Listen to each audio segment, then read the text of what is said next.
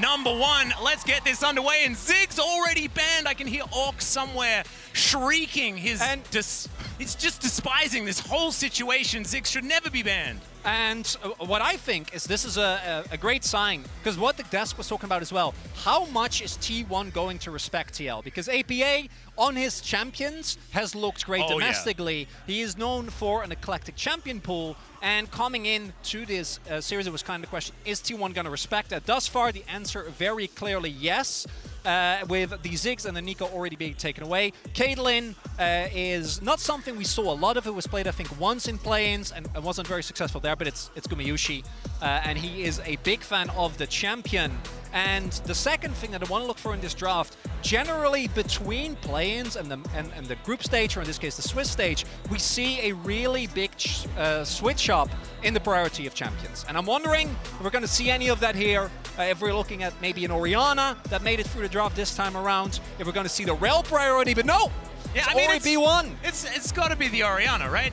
There's a certain play that, you know, I think people retroactively have now given to Wolf, but sure. I mean, that shockwave was pretty incredible against EDG. Faker hasn't played a lot of it this season, but of course, Orianna is like most mid laners just have an Orianna, right? And Faker's is one of the best in the world. Speaking of orbs, though, the Syndra is going to be locked away here as well for APA. And Pyoshik, oh my, he's hovering the Hecarim. This is, of course, what gave T1 nightmares. He's beginning at least the emotional warfare, Chronicler. And I really appreciate the Lee lock-in. I think that the Lee Syndra combination obviously has a lot of power in the 2v2. And I agree with the desk as well. I think T1 or TL rather needs to try and go as hard in on early game as you can, because when you get to late, things might become a little bit dire. And it also picks it away from Owner. Owner has, I think, been the consistent weak point for T1 in summer, as the Ashe is locked in here now. There are, of course, some possibilities for that to be a flex, but with the Renata locked in, we will in fact be certain of where this is going, and it's going to be Renata and Ashe. And the Renata is not something that was high in priority. No, we have seen a little bit of it, but the thing is, Renata is often used as an answer pick, not a blind pick. Yeah. It is something that Carrier has been absolutely fantastic on throughout his career, but not recently, and definitely not in this situation, as there is Aphelios locked in for Yun, and I'm not a huge Aphelios fan at this particular point in time, but we'll see what they have planned for this Ashe Renata lane, which is extraordinarily face-up. Yeah, I wonder if T1 is going to try and look to ban away some other enchanters, because the point of the Ashe Renata lane is to just bully, right? You want to try and play as aggressive as possible. Depending on the build, we can see Ashe do some decent damage, but you will always be threatened. I think the Syndra in that way definitely is something that they're going to have to take into account. As the J4 is banned away, J4 Orianna, classic combo, has been around for the longest time, and J4 in general is in a really good spot right now. T1 though not looking towards the bot lane, seemingly happy with the dominance of that Ashe and Renata. Instead, banning away some picks here, which is, it's looking like it might just be a blind Renekton here for Zeus. Well, we'll see whether he is going to be able to get his hands on it. Of course, it will be Summit that has the first option. Speaking of Summit champions, two of them have been taken away, the prehistoric Yordle and the electric one.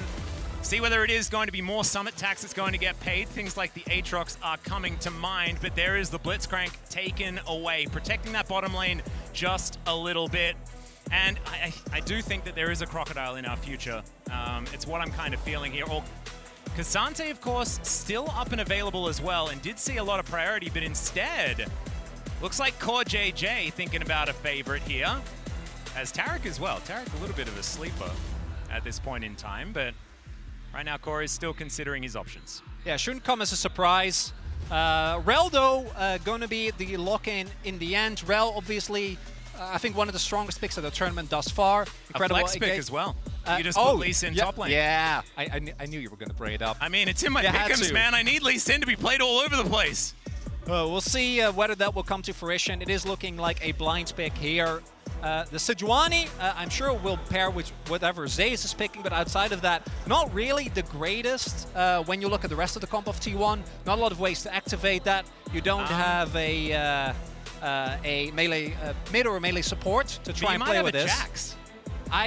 It's looking like Jax or Renekton. Yeah. Cassante could also be an option, but I do think that with Ashe in particular, Cassante maybe doesn't quite have the pressure, and you would be leaning a lot more on just the Orianna for late game damage, as that's one of his champions. But like, this is the problem. We see this all the time, and it's the Sejuani without any permafrost friends. And I don't know. It bothers me quite a lot. Of course, you can go into hammer form as Jace to try and help out. Half of Jace, exactly. So Ona has half a help with his passive and getting that one stacked up. But of course, Sejuani is just good in general. There is a Cassante on the R5 for Summit. I can see a smirk there, a wry smile on his face as he manages to get probably the most successful top lane champion of the play-ins, at least, we've seen on this patch here at Worlds. So I do like what TL have put together, but T1, I mean, this is the most slow and steady T1 composition. Like, we're gonna team fight you and we have all of the engage in the universe and we can follow up with everything and the kitchen sink. But I don't know whether they're necessarily answering TL, at least in this draft, in the early game.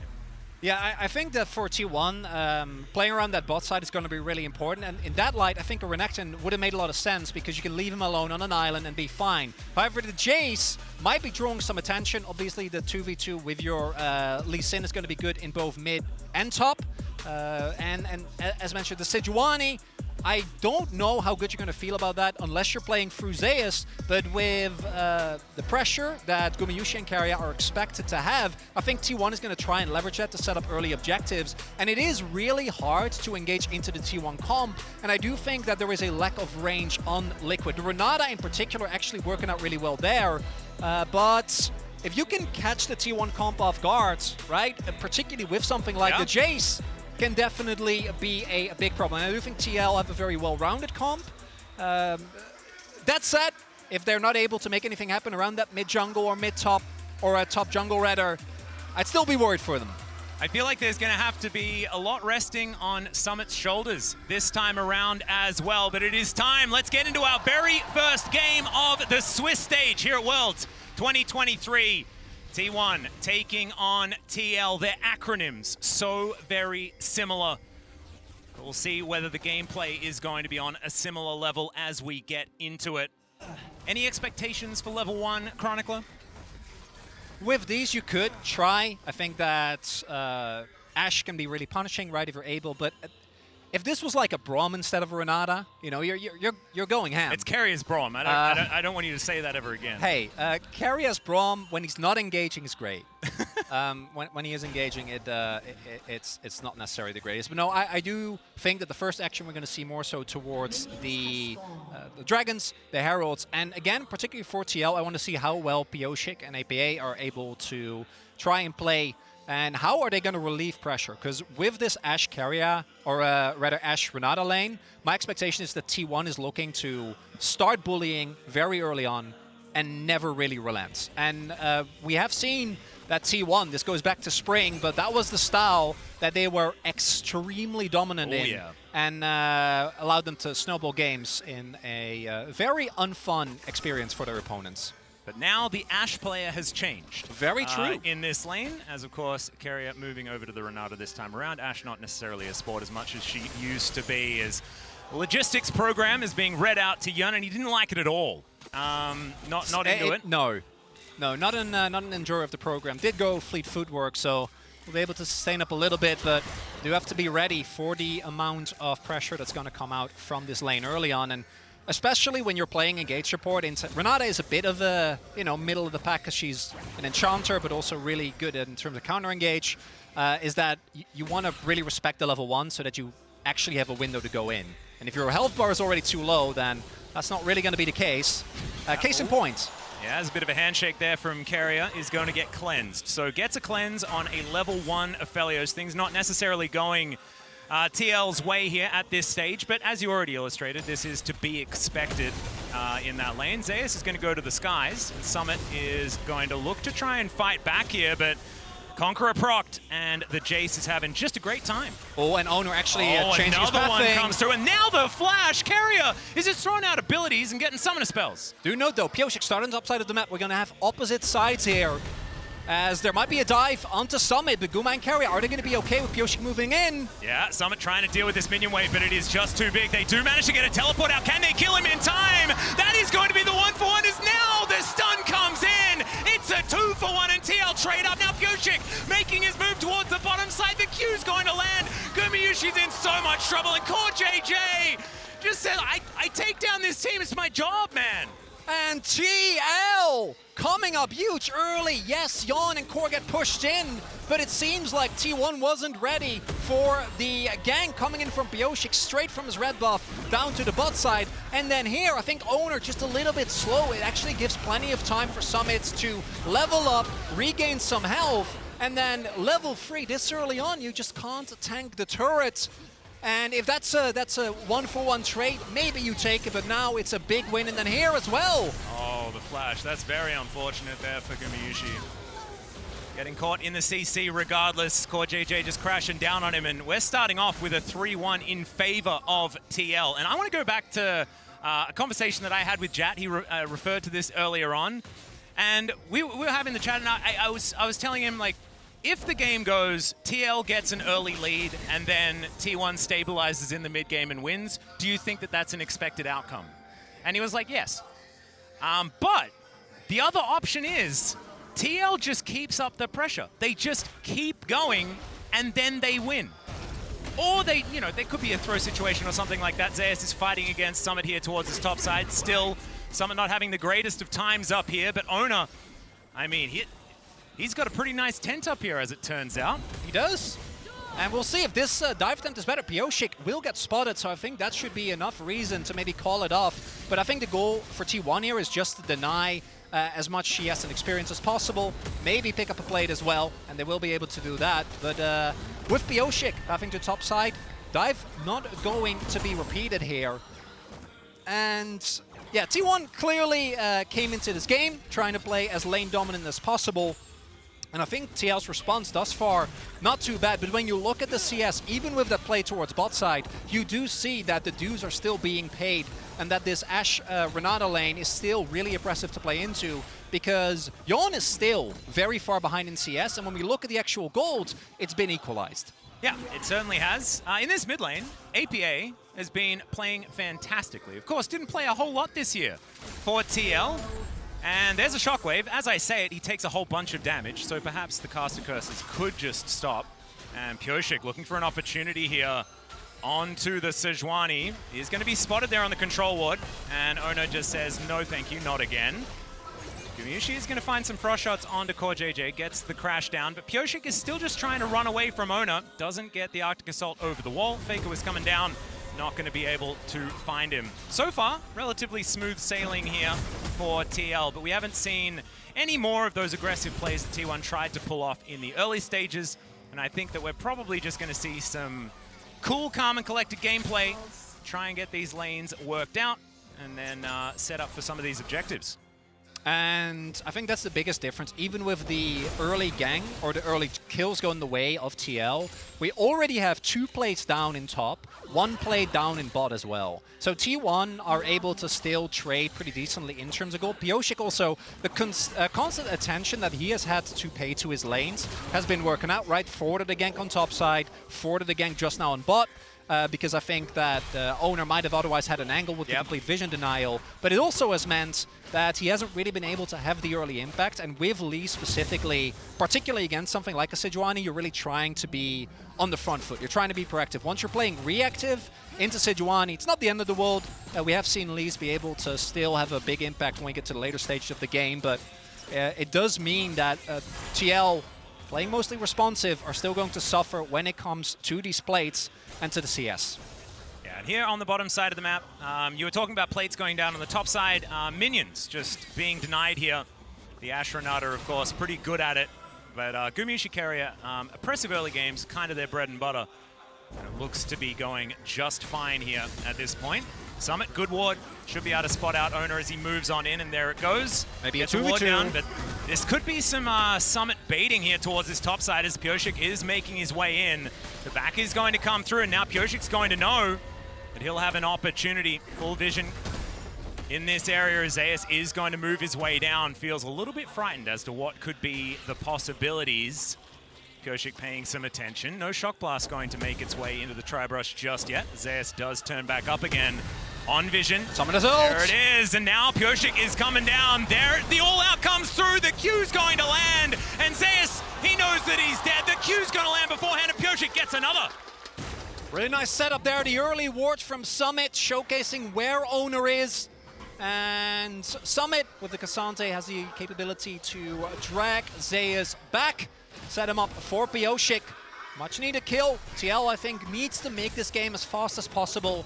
Needs to try and throw T1 off. They are now on vision, starting up this objective. Core and Yon are already here, but with the wave that's being built up on bot side, I wouldn't be surprised if T1 just goes for the blades. Arrow coming in. Yeah, Owner is going to get blocked out, so Koshik is going to be able to take this one. The arrow's going to connect, but Yon is going to be able to cleanse that one away. Owner's still looking for more. As the shockwave lands, Koshik is going to try and safeguard his way out, but the hostile takeover will cancel that, and Faker will grab his first of the game.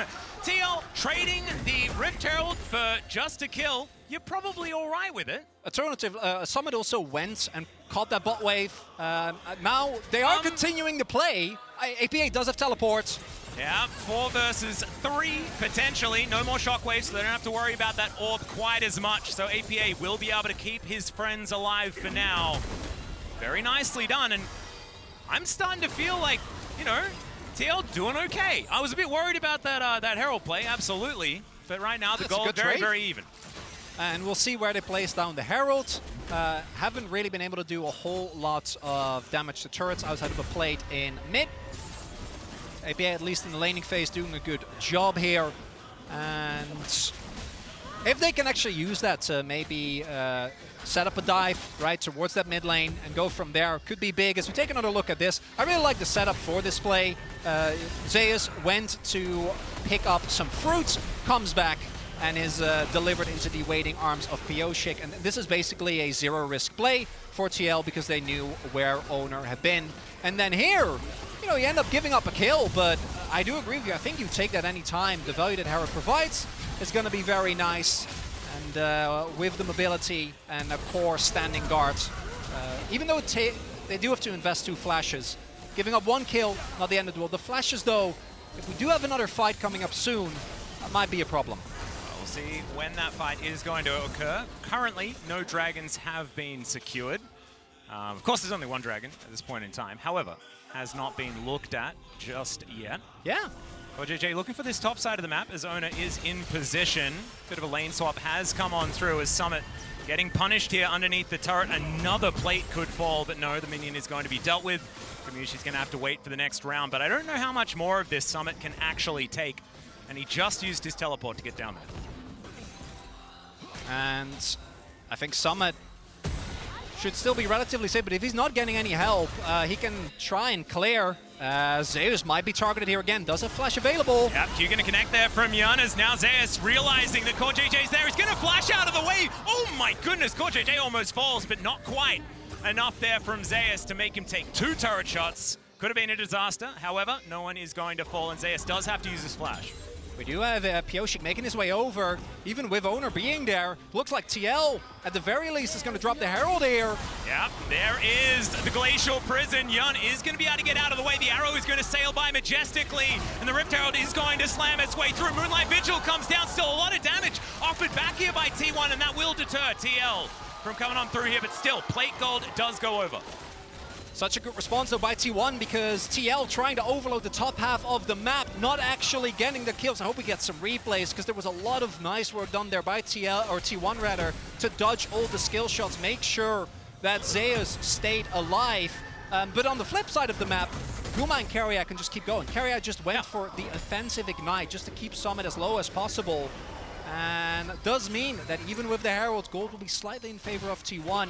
But thus far, early game has actually gone even, and I do want to highlight, I think T1, the reason why, although we'll talk about it after this, because again, I want to highlight, we don't get to see Zeus sidestepping the Magnet Storm, that was really cool, but here they're able to clear out the wave, And even though the arrow doesn't actually find anyone, Zeus gets the knockback, and Owner then makes sure that he catches the Moonlight Vigil to keep his top laner alive. Yeah, the knockback right as the kick is coming through as well to deny any sort of follow-up. Really cleanly played there defensively by T1.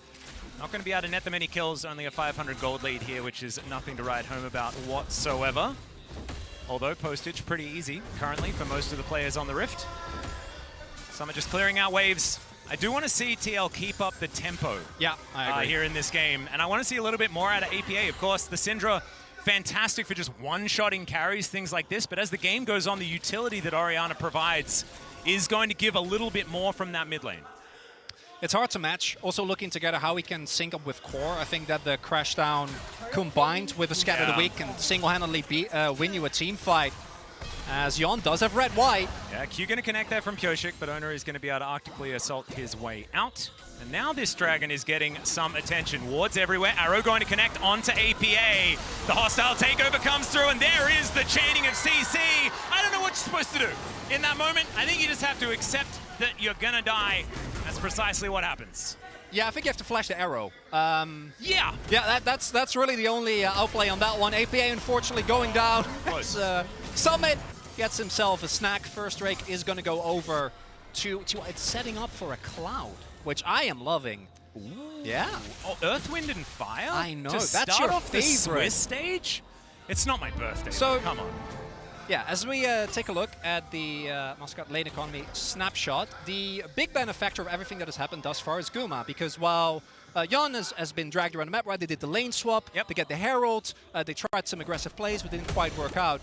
Guma has just been in bot, fired 2 arrows, that was about it in here, yeah. You have to flash it, otherwise, especially with Owner right there, just gonna get taken down 100%. And that is exactly the type of plays you want to try and avoid. Give T1 as little as possible in this mid game, because come team fight, I don't even think TL's comp is bad at team fighting, but trying to out team fight T1. Yeah, with the composition that they have, especially on top of everything, they've got so much non-committal CC as well as teamfight utility. It's a risk. There's just a little bit too much here. So TL going to be able to look at Shirley here. Going to be able to take her down. Looks like T1 not too interested in fighting for this one, as they have some back timers to take care of beforehand. So Pyosik going to get his second Rift Herald.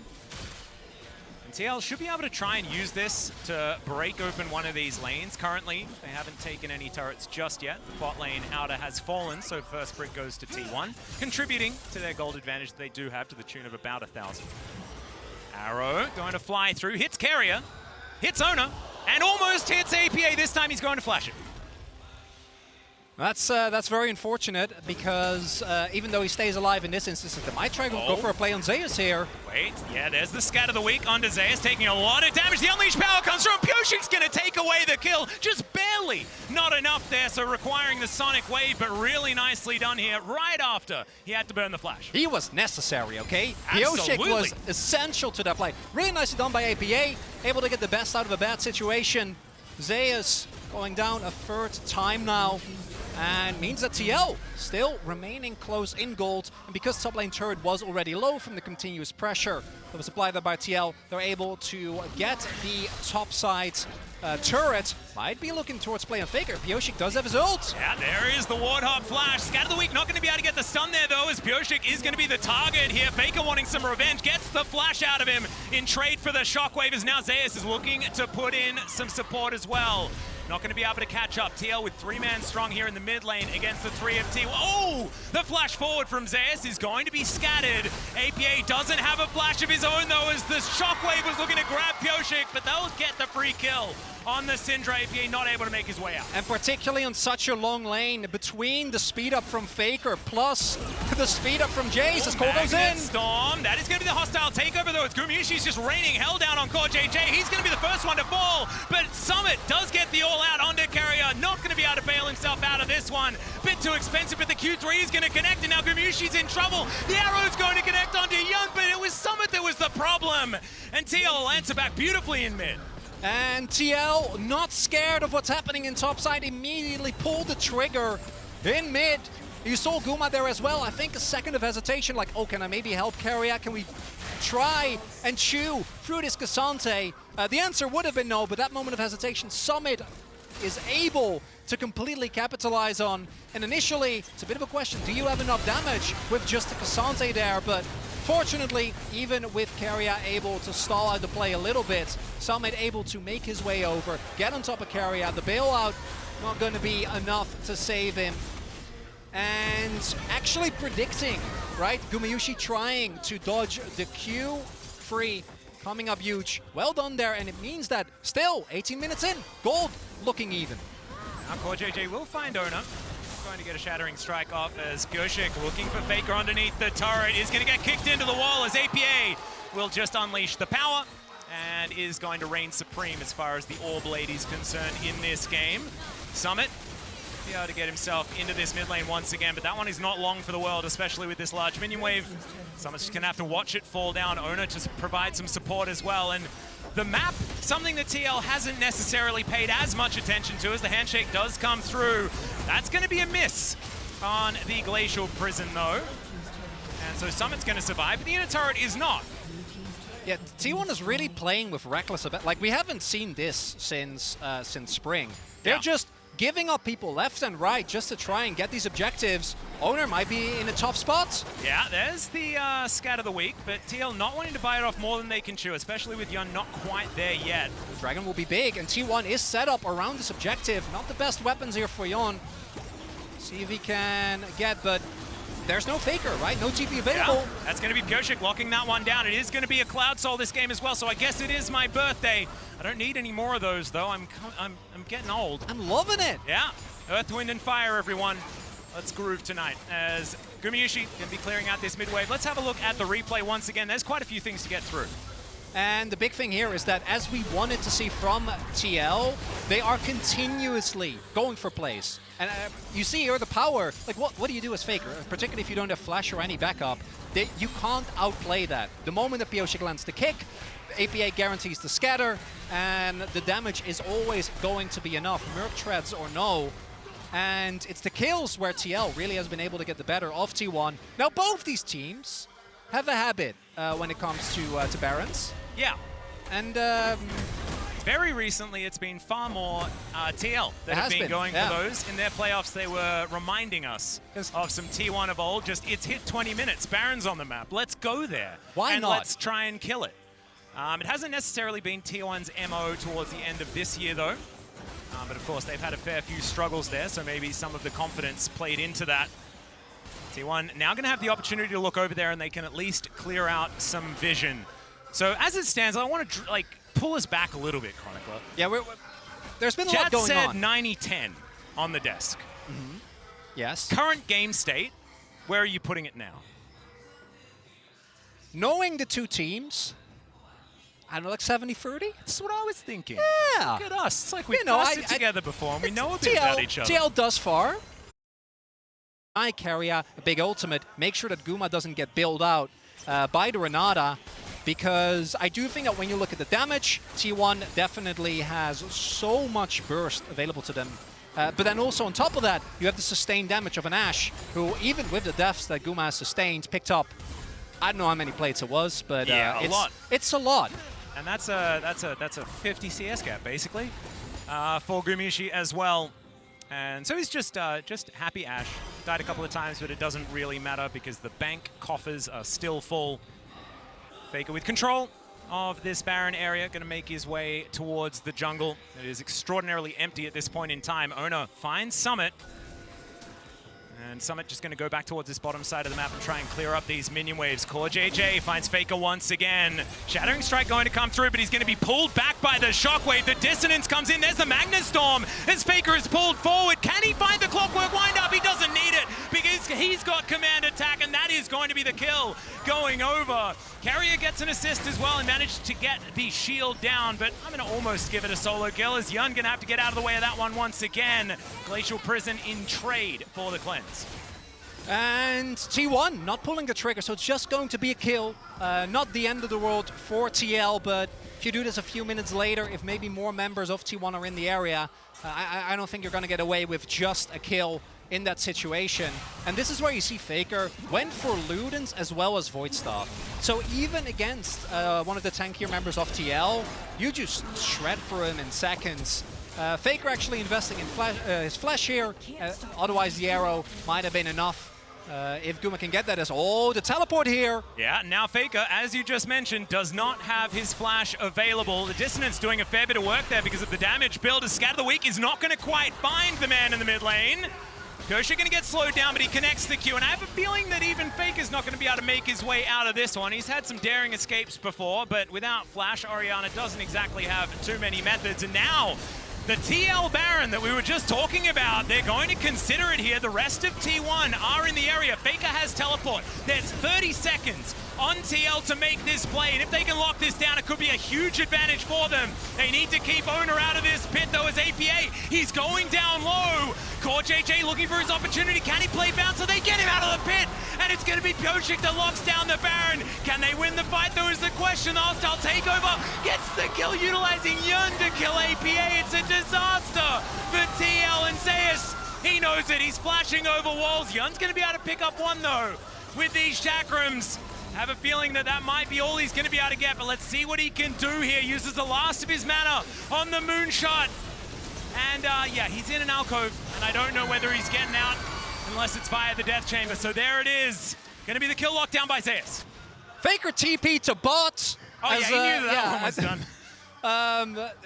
Pioshik and TL are able, I think, actually played that really well. The initial setup around the objective is amazing. As this is so Pioshik. Oh, is the he teleport. the last Baron? Is he I don't the know if last they win Baron? this. Okay, let's see what can happen here as Pioshik's trying to safeguard his way out. Summit is here, but it's a little bit late as Pioshik, he cannot contribute to this, but it is a K'Sante in melee range, but Gumayushi is just so dangerous. The volleys are connecting, and Summit's going to be okay, so is T1, and I guess nothing really happens.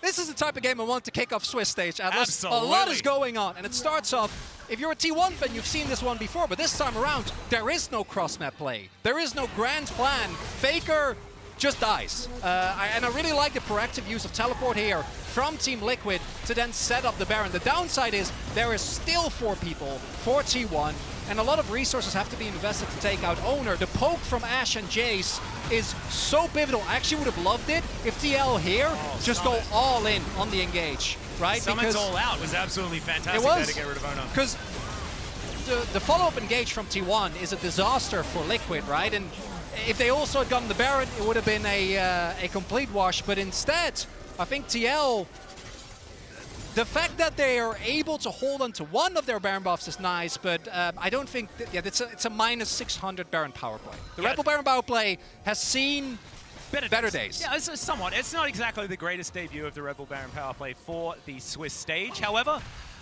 we'll see what can happen here as Pioshik still has the buff for another 40-odd seconds. Scatter the Weak not going to find Owner there. Proving himself strong, I guess.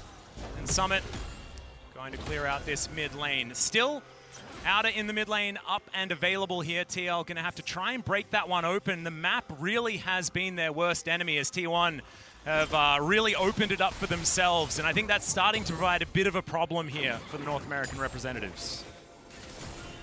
And for TL, not getting anything out of this Baron is unfortunate. It goes both ways, right? Hey, they take it off the map. That is true. And that against T1 in particular, I think that is valid.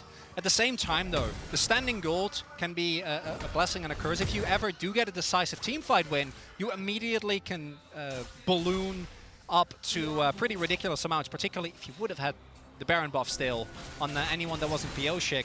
But at the same time, it also means the map control and safety that T1 still has because of that mid lane turret makes it really hard, because I do think TL, every fight should start with a pick-off. Maybe on Faker. Yeah. Pioshik deep in enemy territory. Going for it there as the kick does come through. Of course, Sonic Wave is going to connect as well. Core JJ looks for the opportunity, but the hostile takeover is there. Carrier always takes care of his friends. It's Pioshik. He even goes golden, going to be able to avoid the arrow with that. The rest of TL gets into position. This is 2022 Worlds Pioshik. Like, this is incredible. He's doing it! He's doing it again, Chronic. No, it's just an inner. I mean, and it's also just one play. Yeah. But, like, we like to get excited about these sorts of plays. We should. Exactly. Man, we've been deprived the pleasure of casting Pioshik for a full year. You know what? I'm gonna enjoy it. Same. Hey, are you guys. going to enjoy it, Chad? This is intense. Yeah. I just have to say, I think TL has a small chance of winning this Whoa. one, but it's small. I don't want to destruct okay, your so chest too How are much. you feeling? We upgraded to 70-30. Where are you going? So my heartbeat is currently at 125 BPM, according to my I think watch. mine's 140. And that's probably lower than what some of these TL guys are at right now. But Piosik is playing out of his mind. He actually feels pretty calm to me. So this is the problem with Team Liquid, though. And I hope they've been able to overcome it in the last 2 months. They've had so many early games where they were ahead or behind in gold. And this feels like a classic NA versus Korea game where they feel like they're getting all these kills. But no matter what, they are behind in gold. They get Baron, they're still behind in gold. But I will say, that does give you that slimmer of hope. And I had to express my excitement. No, Yeah, of course. you're Very sticking welcome. around, right? If you want me to, I don't want to lose the cast. Absolutely. No. This isn't we're going to hear from Jat standing by. This is now it's a TriCast. So welcome. And I'm we'll here see for the we'll see Jatless reunion. I feel like man, you've it been was doing 2019 the last time You've been we doing cast an together. amazing job, but look at this. This is rare that after 25 minutes, TL gains gold on T1. Yeah, the goal difference, overtime powered by AWS, letting us know that, yeah, T1's macro is still pretty good. I'm going to be looking as well towards the death cap finishes. Both Faker and APA are getting really, really close. And at that point, if anyone gets caught by anything, be it a stray out from owner, be it Piosik going insanely deep as he has been doing throughout the entirety of this game, and you're going to get blown up in seconds. And we'll see whether the 80 carries are able to really make their mark on this game. And I really do have to wonder about Jan at the moment. He's been on the back foot this entire game. I feel like they banned the Caitlyn really early on in the draft phase because they were scared of the laning phase, but then they had to go with the team fight pick for Core JJ because I don't think they felt like they'd be able to win this game with Core on something like Lulu against Ash Renata where they might lose the lane anyway. So he's down 60 CS, he's been on the back foot the whole game, and he has to worry about Shock Blast and Orianna Shockwave. So it's such a difficult game for him, but the fact that he has 2 Summoner spells up right now before this next Dragon or Baron fight would be the window where he has to execute in a team fight to give TL an advantage. I want to reiterate again, the best of ones in Swiss are so important because it seeds you for the rest of the bracket, right? A win here today means that you're only a single win away from making it towards those best of threes, the ability to win. And right now, TL is looking to peel. They're hoping to get the teleport and then peel. They do not want to flip this. Area is just going to get caught out of position. Core JJ Let's go. is there, and that is going to be the pickoff to start this one. Even the Rift Skull is going to stay with the kick on the Faker from Piosik. It does not stop from this man today. And Ona down to 50%. Of course, Summit's got the Q3, and it's a double for APA, and that's going to be a Baron for TL. Piosik is legitimately the defending world champion, getting 2 kills for TL. No jungler for T1. That's the second Baron of the game. 2 for 2 for Liquid! I'm giving it at least 50-50 now, boys. 100%. That is going to be the secure of the Baron. And I have a feeling this Rebel Baron power play is going to be a bit bigger than the last one. And Piosik in the quote says, we're going to have fun, you know, when it's not looking good. It looks pretty fun if you're not an He's LCK having a great fan. time. I will say, one of the Achilles heels of Team Liquid during the regular season was their execution of Baron power play. Get So we out of have here, to watch Jet. this. I have to keep hope low. That's how we got here in the first place. But right here, Core JJ never showed. T1 did approach because they didn't have perfect vision on the Baron. They get the first kill. And Piosik on the TP was godlike. Man. And he's got the GA ready, so he's able to get that resurrection through as well. And so Ona just going to be caught out. T1, once the cards start falling down, this composition can fall apart. And TL, as you can see, understandably losing their minds. And they know what this means. Look, with this new format, this one win, as Chronicler is mentioning, is way more important than one win in the 6-game group stage, because it will actually catapult them in to being one best of one away from a qualification match. It's actually much more important. And that's going to remain true for the next 2 best of ones, right? Like, if they do win here. We know there's always crazy upsets at Worlds, right? Every year, pick'ems are never the way that you'd expect. Never. But to open the Swiss stage, if they can make it happen, will be incredible. Right now, though, Baron power play actually working out okay. Summit has to be able to escape this. Trying to get out of the way, but the Glacial Prison is going to connect. The arrow is going to sail wide. He tries to all out his way through. Does still have a bit of a shield, but Faker will finish him off now. Still, needed a lot of resources to lock that one down, as Baron is going to be utilized to try and take down this inner turret as well. But T1 going to get themselves into position. The volley is going to tag them. Not going to push into the fog of war is T1. They're trying to just holster their guns a little bit here. Yeah, Yon cleansing the slow there just to ensure that there was no follow-up, that he's able to make his way out. And Pioshik still going, still looking continuously for this backline access. Faker does have no TP, so it technically is a 4v4, which I think is why he's trying to play aggressive, and they don't want to lose this Baron. With Summit being dead for another 20 seconds, he'll join once he has teleport, but that's actually been the issue. Summit led the LCS in isolated deaths, and so many of those did happen in situations like this, where he's pushed up, and the team isn't able to counter the play of T1 sending everybody for Summit, so that completely stops the momentum of this Baron power play, and it's been a problem all year for TL. That one goes back a few years before that as well. I say as an old Sandbox fan, as you point out, Jet, it's the fact that the rest of the team is backing while he is this far up, and this kind of takes out the pretty decent Baron power play they were setting up. They were about 1,500 up here, maybe could have gotten another inner if they synced it up a little bit better, but now, for all accounts, gold, 2K at this point in the game, not going to be the big difference maker. 100% irrelevant. 2 dragons apiece now, as well as TL were at least able to collect themselves their first Cloud Drake of the game, so we're not talking about a soul just yet, until this next one is going to be taken down in 2.5 minutes. But the Baron is going to be the conversation at that point in time. TL, we'll see whether it's 3 Barons that they'll require as these shock blasts, man. They hurt so much. Yon working on what looks to be a Guardian Angel. It'll allow him to play a little bit more aggressive, but you can see he's just so far behind the curve of Ashe. Chronicler, I'm having a hard time being unbiased with my analysis right now. Who do you think has better scaling? Just champion-wise. Arrow. APA just walks out of it. I'm leaning T1 because I think Orianna right now is the best team fighting mage you can get. Fair. But if Pioshik can find an angle, like I think it's pretty close. I'm leaning T1, but I do think that Ashe has a much harder time with having a high impact in fights than Aphelios. A single blue ultimate with crits combined with like an auto or two can basically single-handedly win a team fight. And I think for Guma, he actually needs to have the space. Did go with damage build, which I'm very happy about, because otherwise I think T1, they don't have the scaling as Pioshik. He might need to just try and kick Zeus away from this one. Doesn't have to use his flash though, as Keria was looking to make his way in. Shock Blast not going to connect quite as well. And continue on, gentlemen. Yeah, I do think it's close, because what I see a little bit of is just the fact that T1 doesn't have a true front line. It's just one Sejuani who's starving gold, makes them very squishy. So if APA can land any stun, there's a chance he one-shots, and they actually have a much better front line with Summon and Core if they play the fights correctly. And I think as well, that's why Keria also going for Radiant Virtue here on the Renata, trying to build the Mosenkiness. Scat of the Week trying to come forward here. Summit just by himself, finds himself, and the Magnus Storm under 3 is gigantic, and Summit's going all out. He's going to get out of the fight as well with Gumayushi. He's taken down Yun already. And Core JJ, both of them are going to go golden, and it's T1 that just roll over the top of TL, and even Summit will not be allowed to escape as Gumayushi looking to chase after him. He's got the ward in the brush, and I have a feeling Summit, by going the wrong direction, is probably still going to die. After a 35-minute nail-biter with 2 Barons going over to TL, T1, well, they don't get the clean ace because Summit stays alive, but they were winning until they weren't.